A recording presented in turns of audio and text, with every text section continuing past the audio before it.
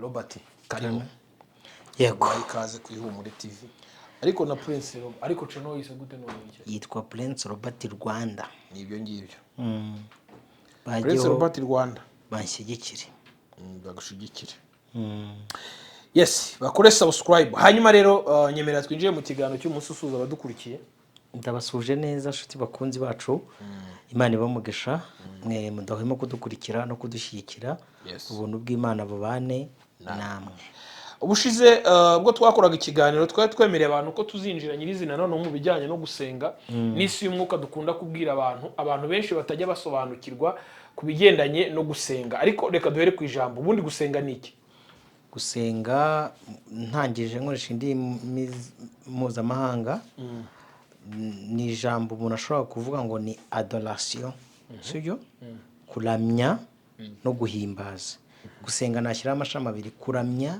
no guhimbaza iyo tuvuze kuramya ni ukuba mu buzima bw'uwo muntu mukaba mwarinjiranyemo guhimbaza cyangwa se gushengerera cyangwa se gutaramira ni ukuvuga ibigwi by'uwo muntu sibyo abantu benshi rero ntabwo bazi kubitandukanya hari abashimira bakanashengerera bakanataramira ariko ntibabe mu buzima babe adore urabona nk'aba baririmbyi baririmba indirimbo zingo zo guhimbaza Imana hari abo bita baramyi n'abahimbazi ese batandukanira nyamugani yawa sibyo kuba ducanga uri kumva kuramya Imana ni ugukurura ubuzima bw'Imana ukaza ukaba nkayo nkunda gutanga urugero nkabwira abakirisitu ntimukishimire ko abantu babatangira ubuhamya ahubwo mujye munezerwa mwitangira ubuhamya mu bandi byakorohera umuntu kwitangira ubuhamya ukwe ababibonye bakaba batari kuko abivuze niko tubizi ariko biragoye guhatira abantu kukuvuga uko utari yego rero gusenga ni ugusabana n'Imana muri ubwo buryo bwombi uyivuga ibigwi mu bandi uyiha icyubahiro kuko ikunda icyubahiro ariko unaba n'ubuzima bwayo bwa buri munsi utwarwa nayo uri imbata yayo Imana rero mu kuyiramya no kuyisenga no kuyihimbaza nk'uko tubivuze yashimye kwishurira abantu bayo mu buryo butatu ari imwe rukumbi ariko ihitamo kwishura abantu mu buryo butatu Imana Uwiteka sibyo Kristo nk'umwana wayo ariko ariyo muri rusange umwuka wayo nk'Imana ubwayo aho ngeze sinzi niba turi kugendana bamwe babyita ngo ni ubutatu butagatifu uri kumva sibyo ariko nta Kristo nta Mana nta n'umwuka wera ni uburyo Imana yashimye kwishurira abantu mu bihe bigize urugendo rwabo ahashize Imana yishuraga nka ndiho Uwiteka mu gucungura umuntu kugira ngo noneho umuntu yinjiremo na Kristo binjiranemo buriya kimwe mu bintu bigoye ntiwabona Imana utabonye Kristo niyo mpamvu Kristo yavuze ngo ni nzira n'ukuri n'ubugingo nta muntu ushobora kujya kwa data ntamujyanye impamvu ni iyihe igihe cyose utazabona Robert ari kuvuga ngo wumvemo Kristo sibyo igihe cyose utazabona Emi agukeneye kumutabara ngo umubone mu kumutabariramo umubonenemo Kristo ntabwo uramuhishurirwa none se ukiraho Robert uvuze ku kantu komoza ku ntambara yigeze ziba gitwaza avuga ngiye nsigaye mentioning amazina nabonye yose nta kibazo n'ikimwe Zeniyare wese uvuga ngo ni yare n'abadukurikiye babyumve neza ntimukafata umuntu kumugeza ku rwego rw'Imana ari uvuga umuntu ugasanga abantu batangiye kukwataka ariko impamvu meta mbona ikibazo cyo mu mutwe w'uwo muntu kuko umuntu ufite na nyir'ubwite nicyo yabaremyemo na nyir'ubwite yashatse kubaremamo kuba mushengerera nk'Imana ageze hejuru kuko abizi ko icyubahiro cy'Imana tuzakizira yagera muri rubanda akashaka kubereka uri kumva ko ibyo bintu ari bibi ariko ibyo yabubatsemo ni ikimenyetso cyerekana ko ashaka ko bamuramya nk'Imana birabaryohera abantu barakabya nabo bazapunguze bazakongora umujinya w'Imana vuba. Sinzi ko bizagera, ntabyo nzi. Ibyo nagiye kuvuga ukomeje ku kintu mpita nibuka intambara yigeze iba bavuga ngo yakoze Sakirirego, ngira ngo icyo gihe ubwo avuga ngo n'abahindu bazajya mu ijuru, ngo n'abandi ngo batizeye Kristo ngo bazajya mu ijuru. Kandi ukavuga uti nk'uko ijambo rivuze ngo niwe nzira n'ukuri n'ubugingo, ntawe ujya kwa data atamujyanye. Hanyuma ngaruke muri bene wacu b'abaheza ngo n'abanyedini bavuga gutyo, bavuga ko urugero Abayisilamu ntabwo bemera Yesu, uwo Musa ntibamuvugane. Bavuze uti ibyo uvuga byose ugaragaze Kristo, baramwemera ahubwo umwuka ubibisha inyuma ni Yesu wundi. none bo bazabona ijoro gute? Bazabona Imana gute? Kandi icyo nshinzwe kuvuga hano n'ubutumwa bwiza, sinjye uritanga, uri kumva? Uritanga icyo nzi uritanga yatanze principe. Aravuga nta muntu wajya kwa data ntamujyanye. Icyo uzashingira atorera ari ba ntabwo ngi ibyo mbishinzwe. Nicyo ndashaka kuvuga. Gusa nawe yavugira muri ngewe ahamya neza ko ntawe azari, ko utamubonye ebana uri inyuma udafite uwo mwana nabugingo. Ese ko tubyizera Roba kandi ari byo bazungu banditse? Ariko abazungu nawe uracyari uri kubariza nawe urabizi tuzi umwuga. Oya, iyo mbwira abantu hari igihe abantu bicara ngo akagakiza ngo abazungu ngo bakazanye ngo ejo bundi bwo n'aba scientifique n'aba historien, sibyo? ngo ugiye ngo habagaho ngo nuza colonization, barakubeshye. Ubutumwa bwiza bwa mbere bwajyanwe n'umuntu witwa Maria na Joseph, babuzana hano muri Afurika bari guhungisha umuntu witwa Yesu, ingoyi ya Herode washakaga kumwica. Iyi nkone yavaga i Yerusalemu ije muri Ethiopia se ni i Burayi, ngo iri kugenda isoma ibya Yesaya, ngo umwuka w'Imana abwira Filipo ngo ihute. Yaravuye yaragiye mwishinga abantu barwanya Imana mu buryo buhishe, ntabwo ubutumwa bwiza buje ejo bundi. Yego, ikibazo n'abashaka kurwanya Imana nyine mu buryo bwayo.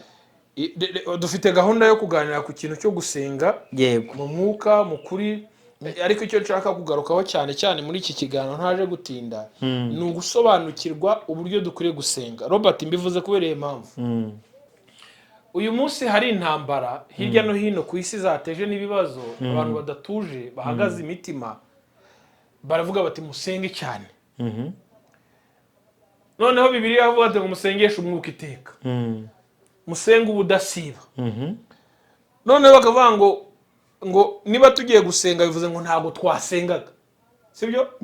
Kandi Eliya ku gicamunsi ngo ijoro ryari riri hafi gukuba, abahanuzi ba Bari baneshejwe, aravuga gusa ntabwo yikebaguye. Ntabwo yikebaguye, yarategetse aravuga ibintu biraba.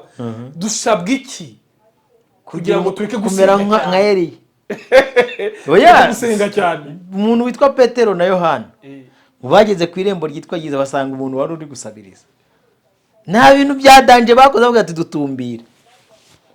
Uri kumva? Tuguhe icyo dufite, sibyo?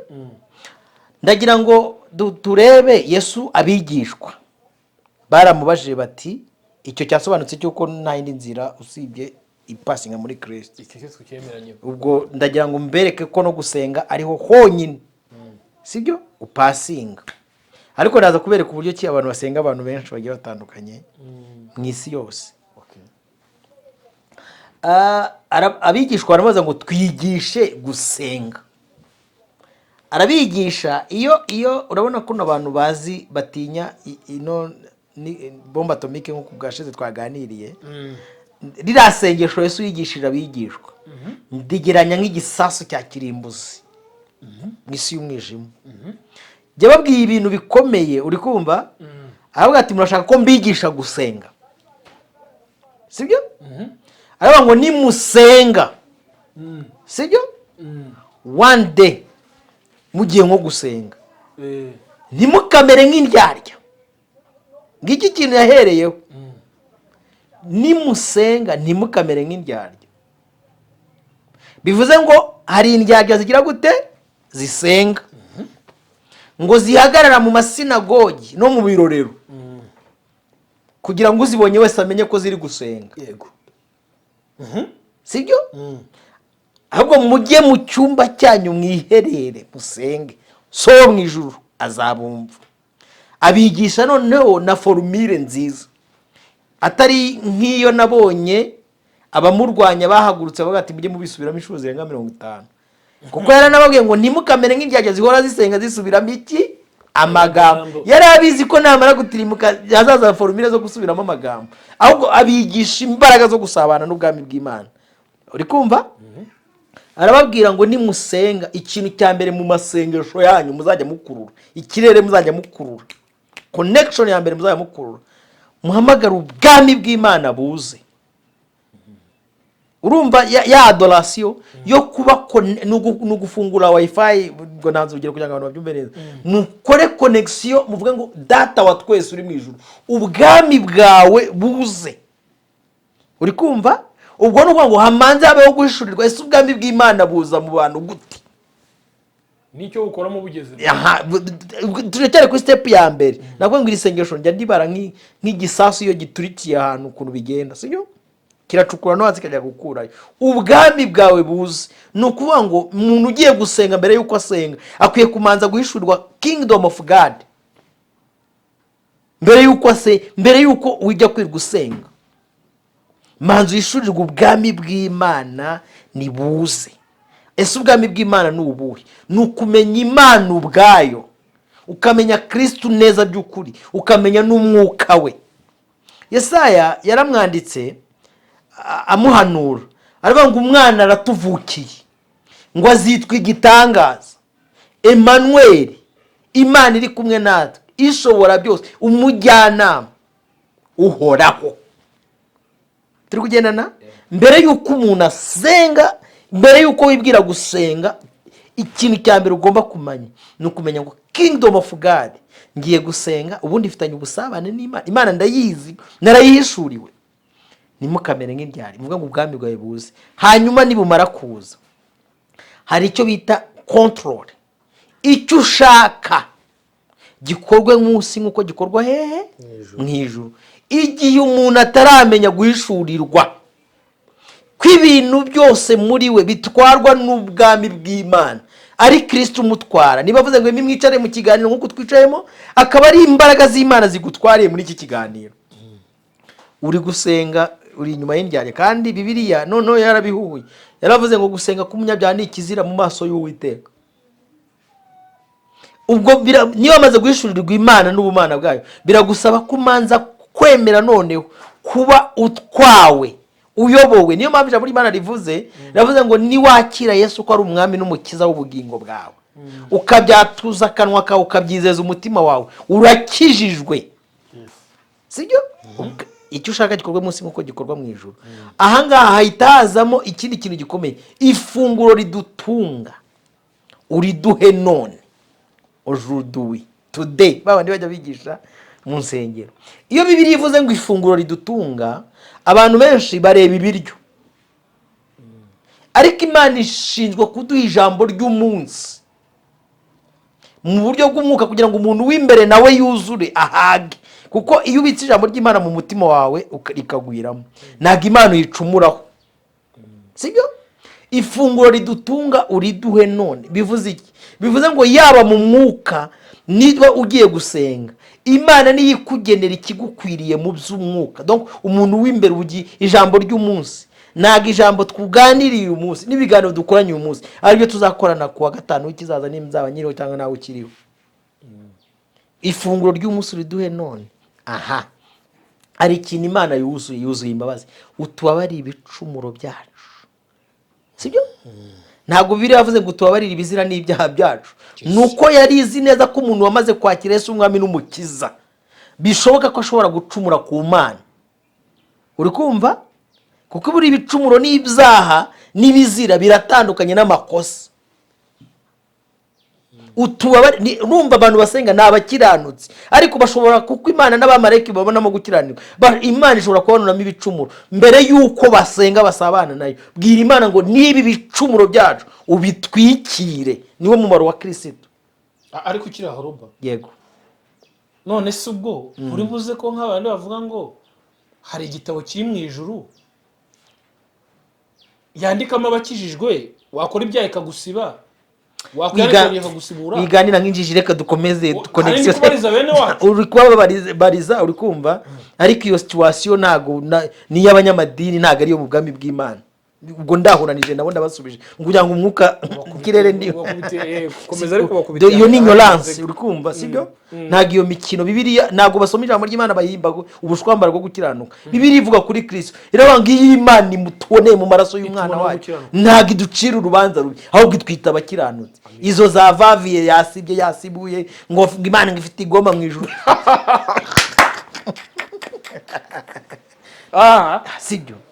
Iyi Imana ituboneye mu maraso y'umwana wayo ntiducira urubanza rubi, ahubwo itwita abakiranutsi.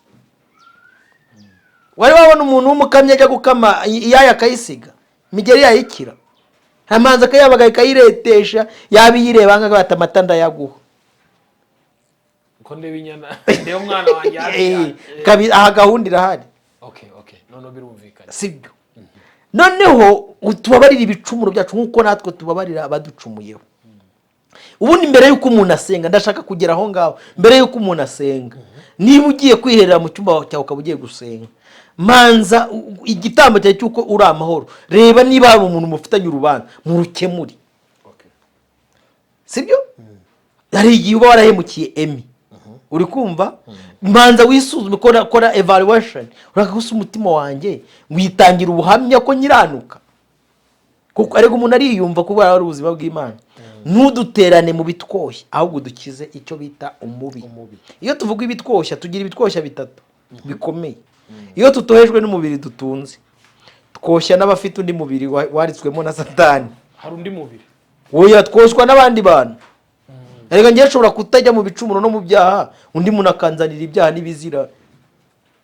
Neza abantu biga gutingana ugira ngo nibo babyigisha cyangwa babyigishwa n'abandi ibizira. Njya nanga urugero nkaba, nta mubyeyi n'umwe ujya wigisha umwana we gusambana ahura nawe atwite. Ise yaramwigisha n'abafite abandi udukiza umubi, uri kumva? Naba Satani abacoshomera, ashaka kubacoshomera. None ubwo busabane, uri kumva, naho niho hazingiyemo isengero. Abahanga mu gusenga bafata imbaraga z'iby'Imana yakoze ahashize bakayibyibutsa, kandi tuti Imana wagendanye natwe, wabanye natwe, tuguhaye icyubahiro, hari ahantu twageze tubona nta nzira, uradutabara, ni ikimenyetso simusiga ko nibisigaye uzagira gute uzabikora.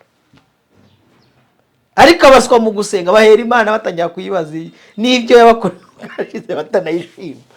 Mana n'umu mugore nzagushika cyagiye bibwagwiguye Minerva, ariko yaguhaye Minerva umugore izamukwima, ko Bibiri banga ubwo yaduhaye umwana wayo izaburite kumuduha n'ibindi byose. Sibyo? Mana inzara yagukije yanzara ubwashize, ifite ubushobozi bwo gukiza n'uyu munsi. Wowe icyo usabwa no kuyizera. None tubonye ko akwiye gusenga, ariko se ubundi basengera hehe? Ubwashize tugera inspiration y'iki kiganiro, ni igitekerezo nari nkwaye cy'umugore waganiye na Yesu, amwereka amariba ya bene wabo. Avuga ati riba ni Yakobo waricukuye. Ariko ahita azana ingenga bitekerezo imwe yo kuri urwo hejuru, avuga ati uri umusamariya nkabo uri umuyuda nkabo umusamariya. Kandi ubwo abo bana bari kuvuga bakomoka kuri Yakobo ni kumwe amadini atubwira ngo twese turi aba Yesu. Mudiva akakubwira ati twe twizera Yesu, mwatambuka akavuga ati ariko se kuri umupene nkabo mudive duhuriye he? Watambuka umuntu wo muri Kiliziya Gatolika hagahita akubwira ati twese duhuriye kuri Yesu nyiri muwe mwami w'amahoro. Ariko yagera hirya abarokora abadepera bataraka muri abapagani muri abisi nitwanabashingira, sinzi ariko nitwanabatahira n'ubuko kandi munavuka. Mwami Yesu rero yaraje akuraho icyo kintu agishyiramo towa, ahita atanga itangazo, ariko nanjye ngiye kongera kubasomera. Sibyo? Avuga ati wa mugore we, ibyo by'abayuda n'abasamariya rekeraho, ayo masinagogi yanyu musengeraho rekeraho, aya mariba yanyu rekeraho, kuko iriba rirasibanywa, ahubwo reka nkubwire isoko ivamo amazi meza, igihe kiraje kandi kiranasohoye. Urumva ryari itangazo riri direct, inama y'abaminisitiri yateranye yemeza yuko uri kumva guhera uyu munsi umuntu uzajya utwara imodoka. Urwo ni itangazo riba rihise riba direct, ntabwo igihe kiraje kandi kiranasohoye ko abasenga data bamusengera mu kuri no mu mwuka. Niho rero wambarije uti mu kuri no mu mwuka ni hehe? Ese aba bantu tubona bari gukubita abantu imigeri kuno kwaje uri kumva umuntu akabaragaramye, hara ni mu mwuka? Aba bantu akubita isengesho ukabona umuntu atangiye kwigira nk'inzoka, hariya ni mu kuri? Aha hantu bakubita amavuta ku gahanga ukabona umuntu ararabye arapfuye, hariya ni mu kuri? Aha hantu bababwira ati umunwa ku munwa, ibere ku ibere, igitsina ku gitsina bikinjiranamo, ni mu kuri? Sibyo? Kandi basomye Bibiliya, gusengera mu kuri no mu mwuka. Bibiliya iyo ivuga ukuri, Yesu niwe wavuze ngo ninjye nzira, ukuri n'ubugingo, nta muntu wajya kwa data namujyanye. Iyo abantu bari gusenga bizera nk'uko wambaje ba Eliya n'abandi bantu, bahagarara mu mbaraga z'ubutware buzingiye muri Kristo. Imirimo ikozwe n'aba ari bo bayikoze, akaba ari Kristo uyikoreye muri abo bantu. Mu gihe basikoviye abasura bamwe bagera bagasanga wabahaye ubutumwa n'ubutumwa, abari kuvuga ubutumwa baramuruse, barashaka kuruta wabaye, baramuruse ariko ntabwo bashaka kumuruta, baramuruse mu bigaragara. None se ntibiboneka? Niba nshobora kuguha agatuti utamvuga ntuzakagarukeho. Nta mazimwe ujya abona abantu birwamo ngo bari gusenga. Ngo reka tubabwire ngo baravuze ngo nimuzatembera umujyi, none turawutembera, turawuzenguruka, ngo bari musenga ibiki ariko mwagiye mureka kubera ko igihe kigeze ngo abasenga data bamusengere mu kuri no mu mwuka. Gusa indyarya zirasenga, sibyo? Amasinagogi aruzuye, ariko abasenga data bamusengera mu kuri no mu mwuka. Umwuka rero ni iki? Ukuri ni iki? Iyo umuntu yicaye agasoma ijambo ry'Imana ntaribonemo Kristo yaba mu itangiro kugeza mu zahishuwe, uwo muntu ntabwo bari gusengera mu mwuka. Bisubiremo, sibyo? Iyo umuntu muri we atera imbuto cyangwa se umusaruro w'umwuka wera, ngo akore imirimo y'umwuka wera, turi kugendana, atwara intwaro zose z'umwuka wera, uwo nta munyamasengesho umurimo. Ngiki kintu abantu bazize, sibyo? Nta munyamasengesho umurimo. Cyokoza birashoboka ko umuntu yakwikebagura. Bari abahanuzi ba Bari nk'uko warumbajije, Bibiliya iravuga ngo bari bakubese, ariko ijambo ry'Imana rivuga iki? Rivuga gutegeka. Sibyo? Rivuga gutegeka. Yesu yavuze ngo uwo muzaramburaho ikiganza arwaye azakira.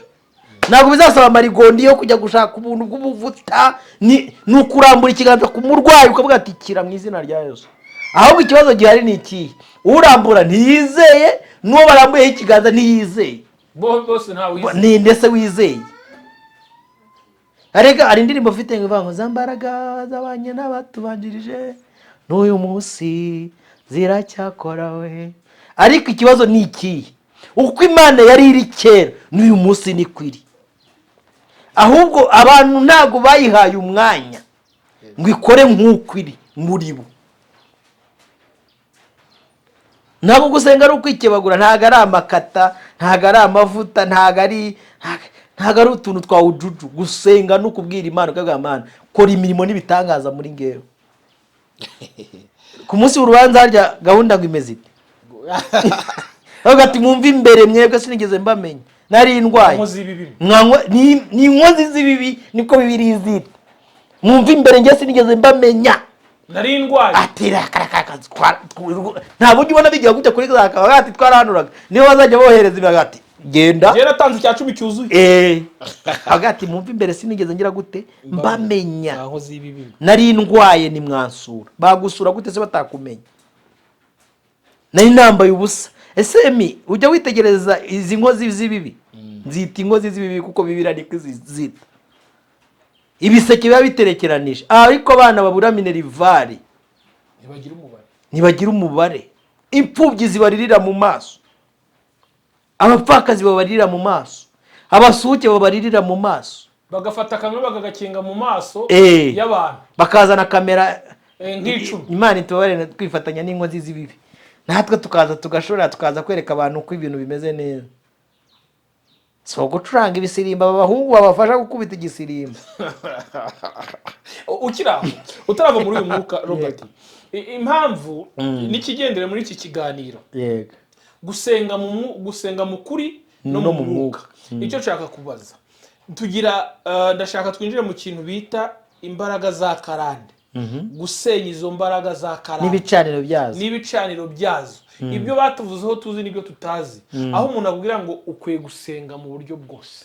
Oya, bafite udutekinike, uri kumva ngo icyatanzweho amafaranga gikurwaho n'amafaranga. Sinzi niba ibyo bintu bizi, uri kumva.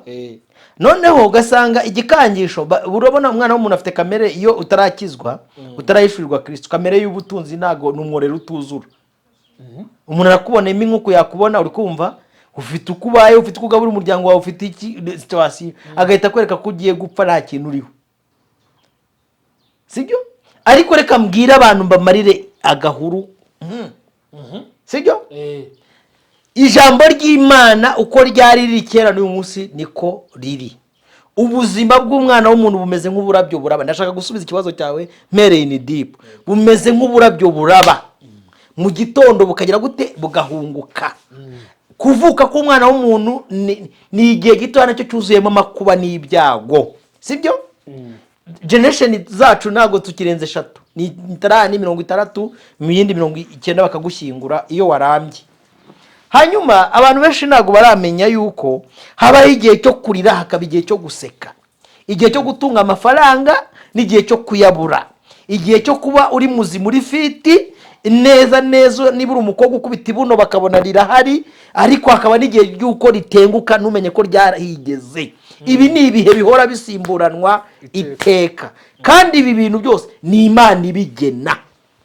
Abantu bankurikiye, hari igihe umupasiteri arya hiti igihugu cyose kikaba ari we, mu gitondo ntumenye iyo yarengeye.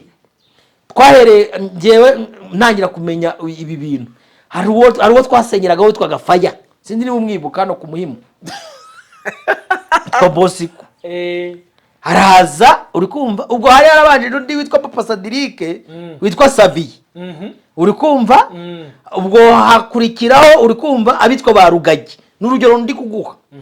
Hakurikiraho aba ba Ernest, aba ba Grace Room. Ariko namwe bayoboke, namwe ubwabo n'aba Robert n'abandi bazaza bakamenyekana. Umwana w'umuntu agira igihe ajya kuri apoje, akagera igihe ajya kuri fail. Ibi ni ibihe bisimburanwa nk'uko Imana ibishyiraho. Hanyuma ibi bintu byo kuvuga ngo karande, iyo umuntu atari muri Kristo Yesu n'ubundi aba ari imbata. Karande ni ikintu kigutwara, uba uri imbata y'umwanzi Satani. Iminyururu yose wakwijijisha, watega uyu munsi mu gitondo ukabyuka ukavuga ati, ukamera nka Jackie ngo nakijijwe n'aba DJ Brian, ubeshya. Iyo ukiri muri iyo migozi y'umwanzi Satani, abakuziritse kirekera bati tembera we gusa, ndagufite tuzarimbuka. Ariko nyabona ikibazo cy'ababigishije, ntago ari ikibazo cy'abigisha. Arega abigishwa n'abigishwa bose ni abagome, ni inzu y'abagome, niko biri bita. Abigisha n'abigishwa bose ni inzu y'abagome. Ako umuntu yaza akakubwira ngo simbuka, ngo ceza, ngo genda usambane, ngo ugaruke nzagukuraho n'ubundi wari uri guhunga ubusambanyi, ukongera ugasubiraho ukaza umuzana icyacumi, ngo ubwo murakijijwe mwese, ngo nta bwenge mufite. Ninde se wagushyize ko Imana mu mitima yabo itashyizemo amategeko n'amabwiriza yayo no kuyubaha? Ariko aba basambana batwara abagabo n'abagore b'abandi, ko batajya kubasambanira ngo babafatire ku buriri bwabo, bajya gutira amaroji n'andi bakajya kure kwihisha. Nuko mu mitima yabo harimo ubusabwe bwanditse ko ari icyaha. Nimujye mukomurikira, mujye mukoma n'ingasire. Ndashaka kubwira abantu, iyo umuntu yinjiye muri Kristo Yesu, Bibiliya niyo yabyanditse, nanjye mbyizereramo, iravuga ngo babaye icyaremwe gishya. Ibya kera ni ibiki bya kera? Iyo hageze rero ibisambi, ibyo bita abacuruzi, ahangaha barakubwira ati ariko ibyo ni ibiki? Ibya kera. Bibiliya nivuze ngo ibya kera biba bishize, ya mihango mwagenderagamo kera ibirangiye. uba winjiye mu gisekuruzo gishyashya. Dore ikintu cyamaze abantu banze kwemera, abantu bari gutinya inzara n'ubukene n'ibindi byose, kandi ijambo ry'Imana riranditse riravuga ngo n'urukundo rw'Imana. Ese ni ugukena? Ni ubupfubyi? Bibiliya ihamije ku ruhande rw'Imana. Imana yavuze ngo oya ntibikabe. Hanyuma ku bana b'abantu biradutandukanije. Nubona umuntu atandukanijwe n'Imana na karande, uzajya umenya ko nta niyo yigeze amenya. Umuntu wavutse ubwa kabiri bya kera biba bishize. N'abagitwarwa n'amategeko. Abigisha benshi baragutera amabuye bayantere, bavuze ngo kuba waramenye Kristo ngo ntibivuze ko ibyo bakwatoye mu gisekuru kiwanyu, urumva, bitagukurikirana. None se wumva ukuntu ari abajura n'abanyazi? Bibiliya ivuga ngo uwinjira mu rugo rw'intama atanyuze mu irembo uwo ni umujura. Wumva ukuntu ari abajura n'abanyazi. Barakubwiye ngo wakeye Yesu n'umwami n'umukiza, umwakiye igice. Biravuze ngo ntago wapfanye nawe, ntunazukanye nawe, ntago ari wowe uriho, ntago ari ni wowe ukiriho, Kristo uri muri wowe. Iyo umuntu yakiye Yesu umwami n'umukiza aba apfanye nawe, sibyo? Ahazuka hakazuka Kristo muri Robert. Ubu si Robert uriho, ni Kristo uri muri ngewe. Kristo agize karandate, ariko ari gukorera mu mubiri wande wa Robert. Hanyuma uyu munsi ko niba Paulo wageze ikirenge mu cya Kristo avuze ngo sinjye uriho, ahubwo ni Kristo uri muri ngewe, ndi Robert ubihakana nkande ko nanjye niyumva nka Paulo, nk'umuntu turi ku rugingo rumwe rwa Kristo. Ariko Robert tukemeranye iki kugira ngo n'abadukukiye babyumve neza. Robert uhari umuzima, kuko roho iraza kumukoreramo cyangwa mwuka baramukoreramo cyangwa Kristo ari muri we kuko ariho. Kuko nitumujyanira usororo ntago arakomeza kumukoreramo Yesu. Utekereza ko icyo bita ubugingo, umubiri n'umwuka bikwiye kurindwa? Birindwa nande? Bitwarwa nande? Ababera batubanjirije tugoswe n'ibihamya byabo barandikaga ngo twebwe Yohana, umva ukuntu ari kwandikira itorero, imbata. Iyo tuvuze imbata ni umuntu utwarwa guhera ku bworo bw'ikirenge kugera ku gasatsi ke, n'umuntu umubase. Aba bantu ntabwo ari imbata, bamaze kuzukana Kristo, batangiye kureba. Hari igice ubundi umuntu wapfuye, uri kumva, iyo umuntu amaze gupfa nta kintu na kimwe aba yikorera. Abamutwaye, abamujyanye nibo babazi icyo bamukorera. Niba ari akaboko nibo bakarambura. Igihe cyose uzabona urugingo ruri kwirambura akaboko kabatari ibintu Yesu adashoboye, ngiye ari njye ubishoboye, jya witondera urwo rugingo rushobora kuba rwarazukanye Kristo. Kuki Robert arya ibishyimbo n'ibishimbo, kugira arya akawunga n'imboga, kuki Robert arya irusorora agapfa bakamushingura kandi arimo Yesu? None se uyu mubiri wo gucishwa bugufi twambaye ni ubuturo bw'umuntu w'imbere. Uwo mubiri rero niwo tugiye kuvuga ko Robert mwene Kayange cyangwa mwene runaka. Ikibazo reka ngosha amazina niyoroshye niyaje hafi. Uwo Robert mwene Ibrahimu cyangwa nundi, yego, nubwo yakiriye Kristo nk'umwami n'umukiza w'ubugingo bwe, bivuze ko atari mwene runaka. Uyu muntu amaze ku gisekuru cyo kwa. Ni nabwo Yesu yavuze ngo naje gutandukanya umwana na se, nza gutandukanya umukazana na nyirabukwe. Niki Yesu yaravuze aho ngaho. N'abarokore bakubwira ngo ntuzivange n'abatizera, ntuzajye mu bukwe bwa murumuna yawe kubera ko abo nabo ndabitinjije. Nta hantu na hamwe Yesu yigeze aduha urugero rwiza atuvuga ngo nimureke kubana n'abantu batizera, ahubwo yaravuze ngo mureke gusa n'abatizera. Ntabwo Imana yigeze itubuza kwigana n'abatinganyi, sibyo?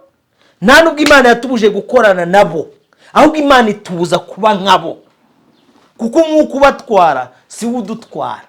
Roba ukira, yego, njye nawe twaganiye ku kintu bita igitambo. Aho umuntu mu isi y'umwuka agukontorora mu isi yifatika ntubimenye, ntushaka winjira kubera ikibiba. Mbo umva ikintu kibaho. Ubundi umuntu asa n'icyo akora, narabikubwiye ubwashize, agasa n'uwo yizereramo. Iyo wizera, twatanze urugero rwa Gitwaza, iyo wizera Gitwaza usa na Gitwaza. Kambisubiremo, iteka ryose umuntu niba yizera amasasu azasa n'amasasu. Azabyemera se ko yizera amasasu cyangwa azizera ko azabyemera ko yizera? Nakubwiye ngo umuntu asa n'icyo akora, umuntu ukora ku cyuma asa n'ifu. Uyu munsi umuntu wizera Apotre Mignone, kambisubiremo, asa nawe. Niba banamwihakana azabanyuzemo ijisho. Umuntu umwizera akaba muhakana nawe azarimunyuzemo. umuntu araza akavuga ati ngewe mami wanjye minyoni. yes ni urugero nguhaye turi kuri hano kuri kamera niba mutamwizerera mwaba mwihakana mumbwire nawe araribanyuzamo nabwiye ngo umuntu asa n'uwo yizereramo. Igihe cyose uzizera Kristo nk'umwami n'umukiza mu bugingo bwawe uzasa nawe.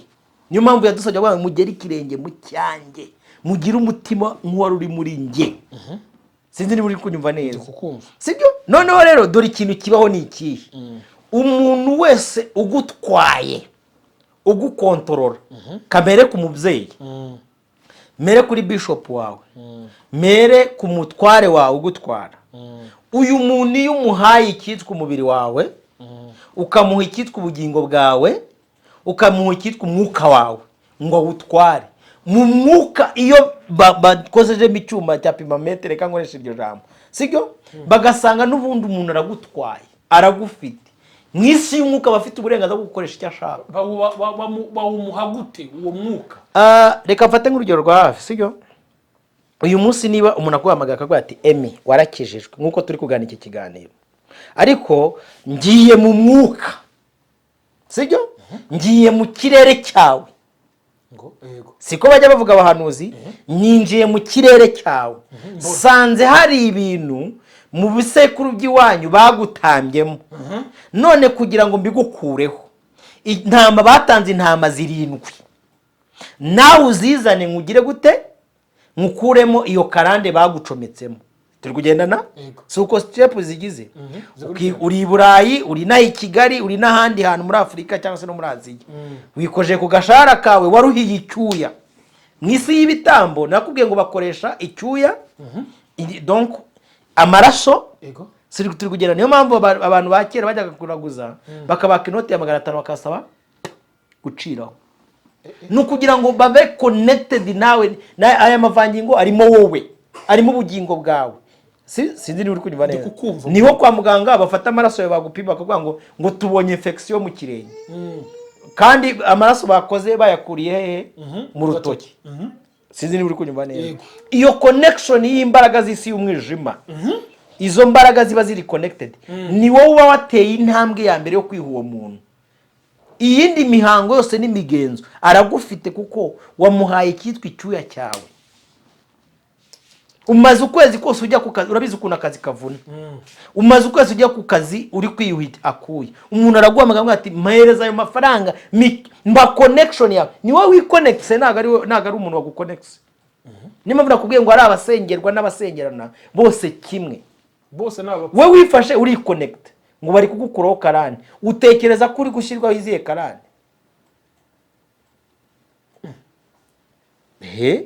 manzu urebe niba ikimenyetso none se Bibiliya ivuga iki ngo yaje mube abe ntibamwemera icyakora bamwemeye bose hari abantu banza amaraso ya Yesu ko bakiza ko baruhura nese Yesu atanze itangazo aravuga ngo abarushye n'abaremerewe iyo Bibiliya ivuze abantu barushye n'abaremerewe mwumva iki mitwaro bikorera n'abantu kuruha no kuremererwa ni ibintu bibiri bitandukanye hari abikoreye donc ibintu bakuye iwabo yes hari n'abafite uburemere mimbere kuremererwa ni ari ukuruha no kuremererwa sibyo hari abantu bafite imitwa niba babwiye ati muze mbaruhure mbaha amahoro mu mutima ukaba udashaka kuyaruhura wowe urajya gucuruza rega mujye mureka indyarya ni nazo zimwa n'indyamirizi umuntu niba ari kunyujemo kujya gucuruza mu mujyi hari akantu kenyereho hano ngo kugira ngo abakiriya baze turi kugendana akakoshya akakuvuga ngo genda ujya gusambana uzajya nzajya nkweza ntiyari kunyujemo se yakurondoye ngo pasiteri wanyu ngupfa kubasengera ngo niwe bamesheje umugisha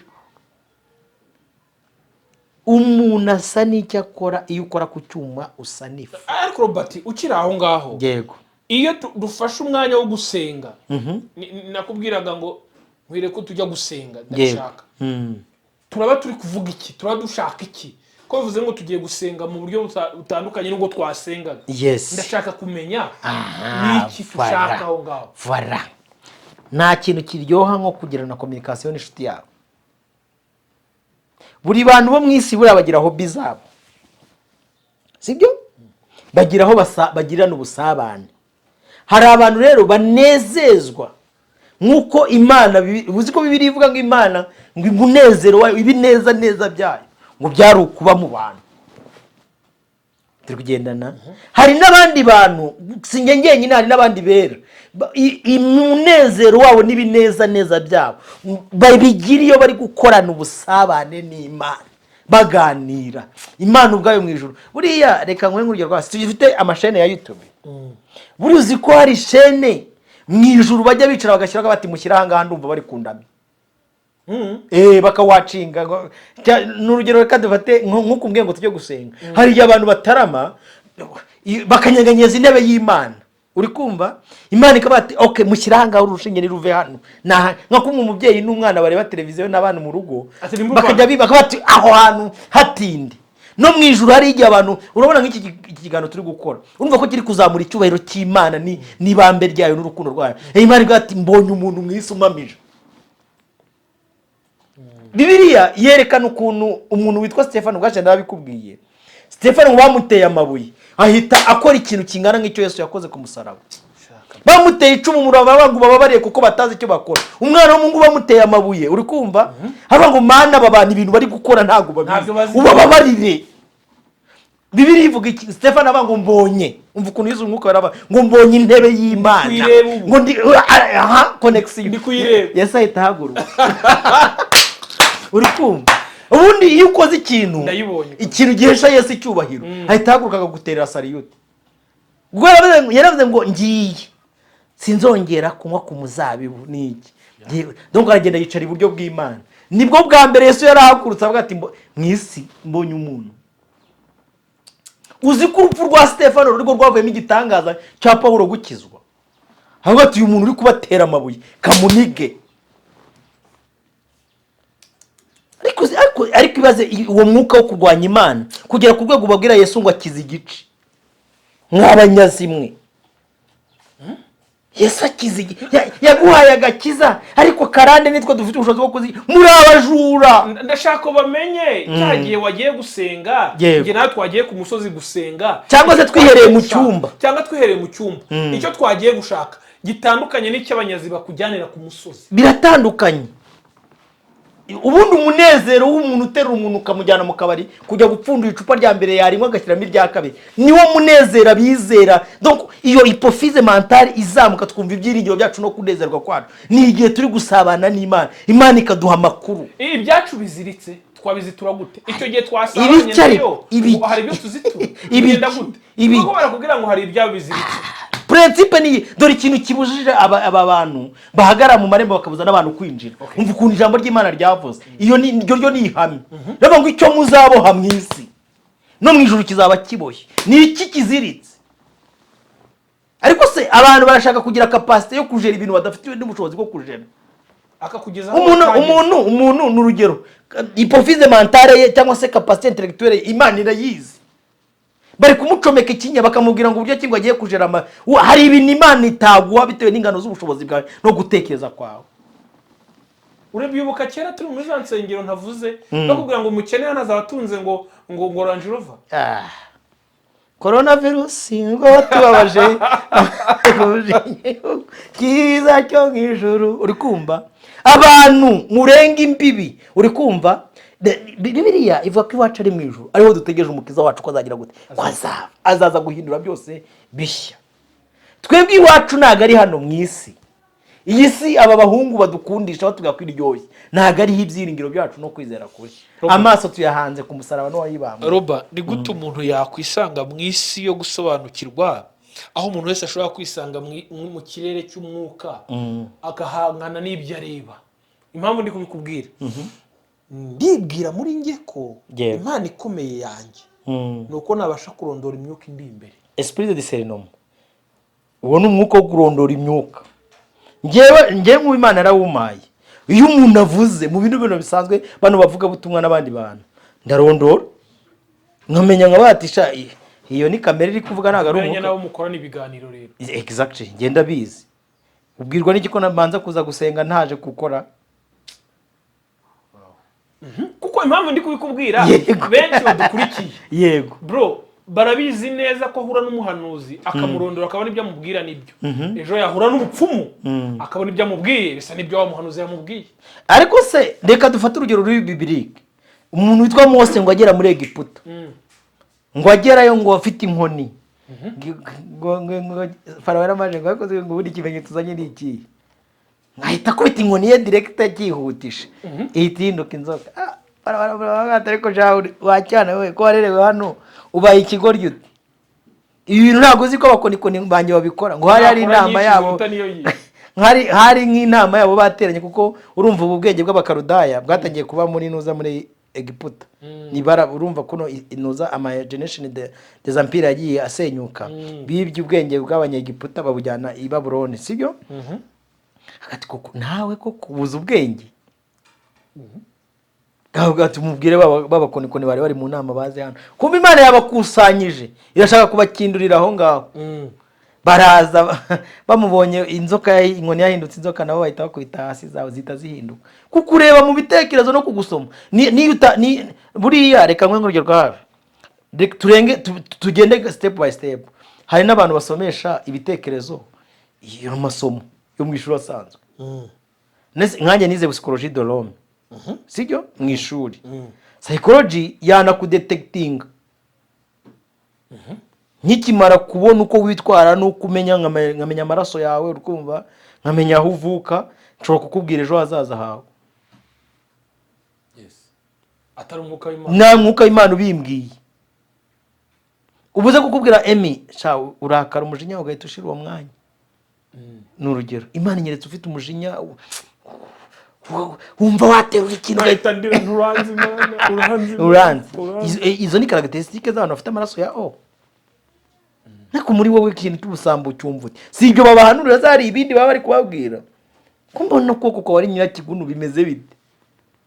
Mbonye mu kabati ni ibikize bababwira bidasanzwe ngo Imana ngo mbonye ngo marayika w'Imana ngo ajyana ngo mu kabati uri kumva sibyo turi kugenda ngo imiti iteretse oya ngo nabonaga hari amazina y'abantu ngo tubati bakure ngo mbona ni isanduka ngo ariko ngo ijwi ry'Imana yambwiye ngo mbona iyo sanduka ngo marayika arayimuye ngo Imana irakwimuye irakwimanye ni ibindi y'ibindi bababwira nushaka kureka gupfa uyu munsi ariko uzapfa woye none se navuga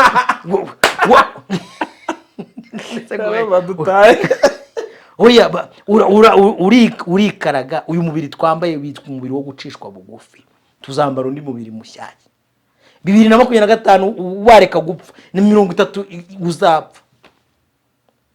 Ubwo sicyo nicyo cy'ingenzi bakwiye kukubwiriza cyangwa icy'ingenzi bakwiye kukubwiriza ukuntu umwuka w'Imana avuga iyo umuntu apfuye apfiriye mu mwuka. Mukwiye kuririmbana niba mwagiye gusenga ngo ndi umukristo nzahora ndiwe mu bintu byose kugeza kugupfa nintumirwa ngiye no gupfa. Baba reguretse gato tuganira wenda reka tuganire no ku musozo twe gutinda tuganira mu biganiro byatambutse wakunze kutwereka abanyabwenge bisi cyangwa abahanga mu byisi bashaka kuganira n'ibivejuru cyangwa ibyo twe tutabasha kubonesha ubwenge ndetse bagakontrola n'isi bitwinjiza muri izi ntambara aho bavuze ngo barakoresha ubwenge burenze ubw'umwana w'umuntu. Yes, aho hantu umuntu wese yahamenya. Ariko se reka mfate nk'urugero rwa hafi mu nyumve neza. Bibiliya ivuga aba bahungu bajyanwe i Babuloni, sibyo? Ba Danieli na ba Saduraki na ba Meshaki na Abedenego. Nebukadinezari yabwiye Ashpenazi avuga ngo genda untoranyiza abana b'ibwami bazi kuvugira mu ruhame, bazi kumenya, b'abanyabwenge, b'abahanga, uri kumva sibyo? Badafite inenge, beza, turi kugendana. Hanyuma ngo mubigisha ubwenge bw'abakarudaya. Iyo Bibiliya ivuze ubwenge bw'abakarudaya abantu bumva iki? N'ubwenge bw'abakonikoni. Abakarudaya uvuga bo mwibutse ko ari Irani uyu munsi? Yes. N'ubwenge bw'abakonikoni. Uri kumva? N'ubwenge bw'abapfumu. N'ubwenge busumbye ubundi bwenge umutekereza bw'abadayimoni. Kuba bari bafite ubwenge bari babufite siko Bibiliya ivuga abadayimoni. Yes. Nikuvuze. Arega ubwenge mwita ubwenge ngo n'ubukora n'ubwenge bw'abadayimoni. None se ko bubigisha ibirenze ibyo mwebwe mutekereza bunafite na agenda yuko buzana barangiza. bufite agenda y'ukuntu ubwo buzaturangira. yes. Mu minsi yashize witwa Rocky yaganiye nabwo akavuga ati tugiye kuganira ahantu bazaba baraguporogaramu bo bakubwira ngo ni mudasobwa ngo ndi mudasobwa ngo nta bunyabuzima ngira. Iyo uyibajije nyine ishaka kuguheza ngo ndi mudasobwa ngo nta buzima ngira, ariko mu kanya mwajya mugana ukumva yarangije kugucengera itanye ngo Prince Robert brother mudasobwa ijya kukwita brother muravukana. Wari wayandikira ngo brother ngo nta kibazo urakoze muravukana, wabaye umuvandimwe wa computer gute? Kandi ubwo dufite ubuhanuzi tudashaka kumva, aho umugabo w'Imana witwa Daniel wajyanywe kwigishwa ubwo bwenge bw'abakarudaya akanga kwiyariza ibyo by'Imana, yaravuze ngo hari igishushanyo nabonye, ngo hari igishushanyo nabonye, ngo aho ibumba rizivanga n'ibyuma, ngo ariko ntibikunde. None twageze ku birenge, ariko bari guceza ngo bari kubakuramo karande zihari. Karande zi umuntu wese uzi ko agifite karande ni uko ngo ntago aragera muri Kristo neza, n'ibyo asenga nibizira mu maso y'Imana, kuko Yesu yaje kukiza kuruhura. Niba ni Yesu ataragukije karande, pastor ni uzazi gukiza? Oya Yesu dukize kuri comparaison. Simwize mwa abantu mwe mudukurikiye n'abatarize wenda primaire mwayigiyemo, ibi bimenyetso bya birutana birutwa ni mwabyize. Niba Yesu adafite ubushobozi bwo gukiza karande, pastor ni ufite ubushobozi bwo kuyikiza? Tuganire. Yesu nta mbaraga afite zo gukiza, yakiza ibi, akiza ibyaha, agakiza n'ibindi, ariko akagasate ka karande mukadusigire nta kacu. Muri abajura, muri abanyazi, kandi uru rugo mwinjiyemo mutanyuze mu irembo muzamure umujinya w'Imana uzabarya. Barakwica. Ariko abantu banyice. Erega niyo banyice baba kuvuga bandi nka ba Robert se. Ubuze ko mwasibishije yada ngo mvugaho ubutumwa bwiza. Ntago nafunguye nindi. Nayo bazayizimya. Nta kibazo muzazimye nababwiriye. Muzahora neze bamaze gusiba zinge se 5. Ako muri ngenjije itazi kuba amategeko ya YouTube. Iyi Prince Robert Rwanda ni ya 5. Ni ngenjije itazi kuba amategeko ya YouTube yemi. Ngo menye ngo nubatse ikintu. Nuko abo duhanganye nabo turwana nabo. Ni ibirimo. Biri ahantu ho mu ijuru kumva. Bro, urakoze kubwa message nziza kandi tuzakomeza ntabwo tuzarorera. Reka mvuge ngo Imana igumugisha, urakoze cyane.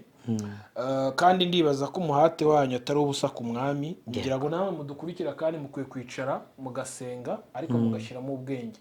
Uko gusenga kuko ovuza akantu keza gakomeye nshaka gusorezaho. Iyo ufasha akanya ugasabana n'inshuti yawe ugira ibyishimo bidasanzwe atuvuga mu mubiri. Rimwe na rimwe nizera ko inshuti yawe nayo iranezererwa, ntabwo kunezererwa bishobora kuyitera gukora ibyo tari yateguye gukora. Si ngombwa ko hagati yawe n'inshuti yawe hazamo intermediaire, hazamo undi muntu bahuza, bishop, mami rega Imana igumugisha. Reka nuzuzemo akandi kantu. Buriya njya ngereranya kamere nka nk'umu ex twakundanaga kera nkamureka, sibyo? None nkageranya Kristo n'umwuka we n'ubumana bwe nk'umusheri wanjye mushyashya. Sinkeneye Emi ngo aze kuza gusabana niba ndi kuganira n'umusheri wanjye ngwaze Emi araza kwenda iki? Aze gusobanura ngo ibyanyu Emi uraza kubwira sheri wanjye uramubwira iki? Niyo mpamvu urugo rw'abantu babiri udasenyuka. Usenyuka aje mu gatatu. Uranshaka iki ngiye na sheri wanjye ko hari ibintu tuzi urajya kumbwira ngo nishaka subireyo. Nakunze umukobwa umwe atabarutse mu minsi yashize. Yapanye ibyiringiro, apanye kanseri, ndavuga ati kumana abantu wahaye ibyiringiro rukumva. Yaravuze ngo mwindirira ngo singiye nashatse, hari umuntu utsanze wankunze ugiye kubana nawe uyu mubiri ubora ntaki wambaye. Yarebaga aho tutareba, wumvisha umuntu ureba aho tutabona. Aho ni Stefano yarebaga, ariko ngo mbonye Imana. babonye intebe ya yes bari kumutera amabuye uwo muntu bamujyanye ipatimo kumujugunyayo kaba ngo ku munsi w'umwami Imana nari ndi mu mwuka. haleluya ndafashijwe nabera nabange ndafashijwe. Ariko abantu ugasanga Imana igukuyeho urupfu ubundi irarukuriraho iki ko abatabarutse irakuraho urw'irembo ntabwo urupfu ari irembo kandi mukanye nogerayo zabagire uti natwe turi mu nzira mutanga miliyoni zingahe Imana igukuyeho urupfu we kwiki wamujura we munyazi. abandi bari kuvuga ati uzaza ryari mucunguzi ngo ibyaremwe byose twishime icyamukaza udatinze genda bari gupfa muri ziranzu z'imitameno. Aba batipe man reka nkubwire ari ibintu uzi iyo bari kurimba zino ndimbo zo mu gitabo uwastopa nka kira biramiza ikibabaye bakaga ati mwicare hasi dusobanure. Hari umupasiteri mwafashije Imana imumugisha sinzamwibagirwa urukumva bararirimba aragira bagati mutuze mureke twumva aya magambo y'indirimbo ubundi ivuze iki shawe uri kumva. Umunsi umwe nari ndi mu mwuka Imana imi kiganiro naragikoze hano kuri Prince Robert Rwanda inyigisha imisozi abera bafata sanga ntago ari iyi ngiyi rwabashuka ngo muri gufata itangazamakuru ngo n'ubuganga ngo ni na za politike sanga hari indi misozi Yesu aturaho yahinda Aburahamu yafashe umwana bakavuga ati tugende nemeye guhara iby'indamu zanjye n'ibintu byose akigera ahita abona igitambo gisobanura umwana w'intama w'Imana nguyu umusozi abera dukwiye gufata apani baza badushushanya bagatoragura bakagenda hari imisozi Imana ituraho. Umusozi urabona no musozi Mose yagiyeho akimara kwakaraga Imana bagati Mose kwetura ntago mvugane nawe ugifite ibyo bintu by'ibikweto byanduye. Iyo birivuga inkweto bivuga ubutumwa bwiza yemi harajya gufata umusozi nguri gufata ngitangazamakuru nguri yobore n'ubutumwa bwiza uri kwigisha n'ubwinda murayobora iki n'ubwamato manza mujye gufata Sinayi umusozi umuntu agera agasabana n'Imana akavugana nayo niho Imana idushaka. Hari imisozi abera bategereje Bibiliya ivuga kuri Siyoni uko Siyoni igoswe n'ibisozi niko Uwiteka gose abantu be. Wigeze ujya kuri Karuvari basi wigeze ujya kuri Gorogota uvuga ati nguyu umusozi w'amateka aha niho ngeze umutwaro umva ku bitugu. Iyo umukristo ageze kuri Gorogota umusozi unera kwibaza umusozi w'agahinda umusozi w'umubabaro uyu niwo wamenetseho amaraso niwo musozi abera bafata emi bagakomeza ariko icyo nzi cyo azaza ntago azatinda. Kadusoje akoze cyane isengera abantu umusozi. Umuntu wese wakurikiye iki kiganiro arwaye nahaguruke ku gisasiro none hamwe izina rya Yesu. Amen. Umuntu wese wakurikiye iki kiganiro yumva yari yihebye abona nta nzira babaramwibye rekera ukongera kwibwa umwami Yesu wenyine imbaraga ze zonyine zakoze zamuzuye zifite ububasha bwo guhagarara nta karande nta n'ibindi bintu byose umwami Yesu wenyine. Amen. Reka mbwira abantu reka dusengera abantu babona nta nzira banashutswe ngo bafite za karande nazo ubu n'ababarambagiza baza bagahita bigendera ngo barambwiraga ngo ntago zigera ashaka ngo pasiteri atankuyeho izi mbaraga zose zababaza ndazicagagurisha amaraso Kristo yamenyeye ku musaraba uhereye aka kanya ka none ni mube bazima ubu n'ubw'Imana n'ubwiza bw'Imana bube ku buzima bwanyu mu izina ry'umwami wacu Yesu Kristo ndasenze abatari bakira agakiza bakiri muri ubu buyobe bw'aya madini agenda bashuka bagize amariba, bamwe bagiye babacukurira amariba bakabereka ko mukwiye gusengera. Nimwinjire mu buntu bw'Imana, nimwinjire mu rukundo rw'Imana, nimwinjire haleluya mu neza y'Imana, nimwongere mwakire gusengera mu kuri no mu mwuka. Umwuka w'Imana abe ku buzima bwanyu, imirimo yanyu ibe imirimo ishimwa n'umwuka wera. Ndasenze ngo kwera kw'Imana kube ku buzima bw'abadukurikiye mu izina ry'umwami wacu Yesu Kristo. Amen, amen, amen. Imana amahoro ibahe umugisha. Mbabwire ngo ibiganiro byacu byo nakagaruka. Shalom, mwakoze kubana natwe. Reka mbabwire ngo bye bye nawe utaha.